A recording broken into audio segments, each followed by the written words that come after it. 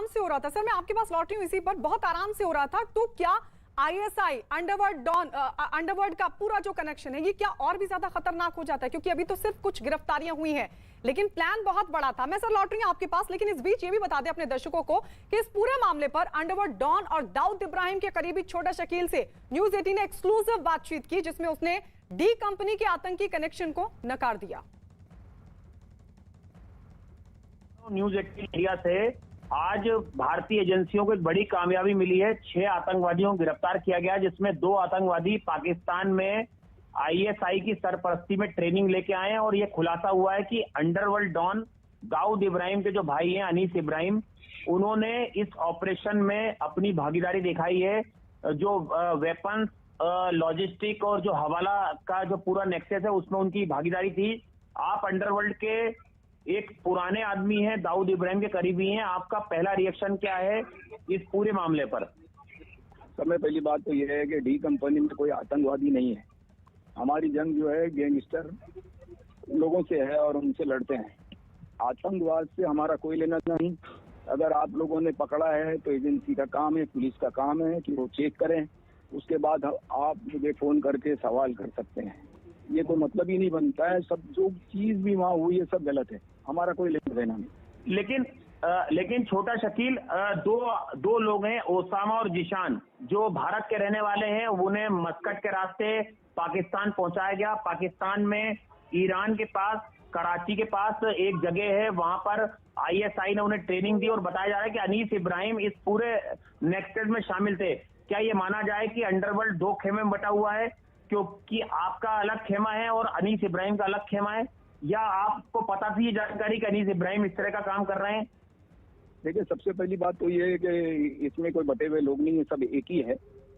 और हम किसी भी ऐसे काम में हमारा इन्वॉल्वमेंट नहीं है जो टेरर फैलाए। आप लोग जबरदस्त को इसमें डालते हो, खींचते हो।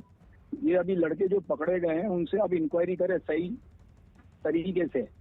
आपकी एजेंसी है, पुलिस है, वो उनको लटकाए, उनसे बात करें, आपको सच सच बताएंगे। हमारा क्या लेना देना ईरान, सूडान और ये जापान से? यार नहीं डालो हमको इसके अंदर आप लोग। तो जाहिर है ये दाऊद के गुर्गे को आप सुन रहे थे, उन्होंने कहा कि कोई लेना देना नहीं है। वो एक्सेप्ट करेंगे भी क्यों? हम सीधे मुंबई रुक कर लेते हैं। हमारे साथ पारस धामा हमारे सहयोगी जुड़ गए हैं। एक गिरफ्तारी जो कोटा से हुई है, पारस, मुंबई में वो रहा करता था, क्या जानकारी मिल पा रही है, क्या पता चल पा रहा है? गायत्री, इस व्यक्ति का नाम समीर बताया जा रहा है, जान मोहम्मद शेख। ये यहाँ धारावी इलाके में रहता था और यहाँ ड्राइविंग का काम करता था। बहुत बड़ा एक कड़ी जो है वो दिल्ली सेल के हाथ लगी है, जो इस पूरे मामले में बहुत महत्वपूर्ण है। क्योंकि इसी कल जो जब कोटा से उसकी गिरफ्तारी हुई, उसके बाद शाम 7 बजे के आसपास उसके परिवार को इसी धारावी पुलिस स्टेशन में बुलाया गया, गायत्री, और उनके परिवार से लगातार पूछताछ की गई। पुलिस स्टेशन से निकालकर उनको वही घर लेके जाया गया जहाँ पर समीर था। और वहां पर जाके क्राइम ब्रांच की यूनिट 4, 5, मुंबई पुलिस और एटीएस के अधिकारी भी वहां पहुंचे थे और उन्होंने लगातार परिवार से पूछताछ की। इस पूरे मामले में समीर जो है महत्वपूर्ण कड़ी बन सकता है, गायत्री, क्योंकि अनीस इब्राहिम से डायरेक्ट जो है ये टच में था। और अनीस इब्राहिम ने इसी व्यक्ति को जो है काम सौंपा था कि किस तरह असला बारूद जो है वो लोगों को बांटना है और कैसे जो है ये पूरे मामले में हथियार है, असला है, पूरा जो है वो सेफ रखना है। समीर जो है बहुत महत्वपूर्ण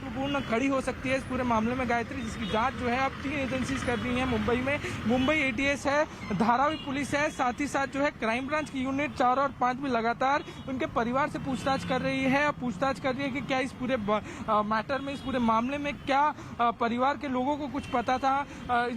समीर के परिवार में उनकी पत्नी है और 2 बच्चियां हैं, उनसे लगातार कल पूछताछ की गई। अभी भी परिवार के लोग जो हैं वो अंदर हैं और एजेंसी जो है मुंबई पुलिस है या फिर क्राइम ब्रांच यूनिट 4, 5 के अधिकारी जो है अंदर मौजूद हैं और लगातार उनसे पूछताछ कर रहे हैं इस पूरे मामले में। क्योंकि हम अगर माने तो मुंबई जो है वो आतंकियों के टारगेट पर रहता है और जिस तरीके की साजिश जो है दिल्ली की स्पेशल सेल ने बर्स्ट की है वो बहुत महत्वपूर्ण था। एक बड़ा सक्सेस जो है उनके हाथ लगा था। मगर भारत के अलग अलग इलाकों में इस पूरे धमाके की साजिश रची गई थी। समीर इस पूरे मामले में जो है वो बेहद महत्वपूर्ण कड़ी बन के सामने आ सकता है, क्योंकि इन 6 आतंकवादियों में से 5वां आतंकी जो है वो ठीक है। तो समीर बहुत बड़ी, बहुत महत्वपूर्ण कड़ी बन सकता है। परिवार से पूछताछ। चलिए पारस, लौट रहे हैं आपके पास। सबसे अहम बात इस पूरे घटनाक्रम में यह है कि ये पाकिस्तान से स्पॉन्सर्ड आतंक का नया मॉड्यूल है, जिसमें अंडरवर्ल्ड की बड़ी भूमिका है।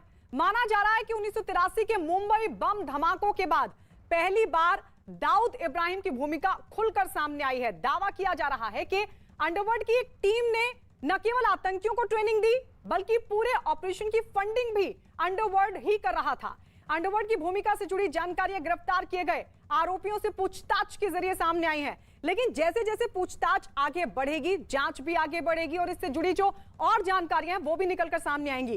गिरफ्तार आरोपियों में सबसे अहम भूमिका अभी तक उन 2 लड़कों की सामने आई है जिन्हें पाकिस्तान में ट्रेनिंग दिए जाने का दावा किया जा रहा है। इनके नाम ओसामा और जिशान है और दोनों को ही यूपी से गिरफ्तार किया गया। ओसामा और जिशान को पहले लखनऊ से मस्कट भेजा गया और फिर मस्कट से पाकिस्तान ले जाया गया। सूत्रों के मुताबिक दोनों लड़कों ने जांच एजेंसी को बताया है कि जब इन्हें मस्कट से पाकिस्तान ले जाया जा रहा था तो इनके साथ बांग्ला बोलने वाले करीब 14 लड़के और भी थे जिन्हें ट्रेनिंग के लिए ले जाया जा रहा था। दीपक लगातार हमारे साथ बने हुए हैं। दीपक, कुछ पता चल पा रहा है आप दिल्ली पुलिस की तरफ से किस तरीके से इनसे आगे पूछताछ होगी, और लग रहा है कि कुछ और चीजें निकलकर जल्दी सामने आएंगी? तो बिल्कुल निश्चित तौर पर बहुत सारी चीज़ें पूछताछ में सामने आ सकती हैं, क्योंकि आज 2 लोगों को और कोर्ट में पेश होना है और उसके बाद इन सभी को अलग अलग तरीके से पूछताछ के लिए अलग अलग टीमें बनाई गई हैं और सभी से इंडिविजुअली पूछताछ होगी। उसके बाद सभी के बयान के साथ दूसरी तरह से पूछताछ होगी। सबसे अहम चीज़ वही है कि कितने लोगों को टारगेट करना था, ये सबसे बड़ी पूछताछ है, क्योंकि किन जगहों पर इन्होंने भीड़ भाड़ वाले जो इलाके थे उन लोगों को चुना था, जहाँ पर जैसे महाराष्ट्र है, राजस्थान है, उत्तर प्रदेश है, दिल्ली है, ये ऐसे इलाके हैं मेट्रो सिटीज़ में इन लोगों को टारगेट करना था। और यही वजह है कि इन सब इलाकों में कब और किस तारीख को ब्लास्ट करना है, किस तरह से टारगेट करना है। जो इटालियन पिस्टल इनके पास आई थी जिनसे ये ट्रेंड हुए थे, उनका इस्तेमाल करना था। तो ये सारी चीज़ें जो है सिलसिलेवार पूछताछ में शामिल हैं और पुलिस कोशिश करेगी कि इन सारी पूछताछ में जो 14 दिन की पुलिस रिमांड है इसमें सारी चीज़ें कर ली जाए, क्योंकि सबसे अहम चीज़ है अभी 14 से 15 वो लोग जो बांग्ला जानते हैं, जो इनके साथ नहीं हैं, उनको तलाशना बहुत ज़रूरी है। वो टारगेट इस वक्त कहाँ पर प्लान कर रहे हैं इसको तलाशना ज़रूरी है। तो ये सारी चीज़ें पूछताछ में आज शामिल हैं। ठीक है।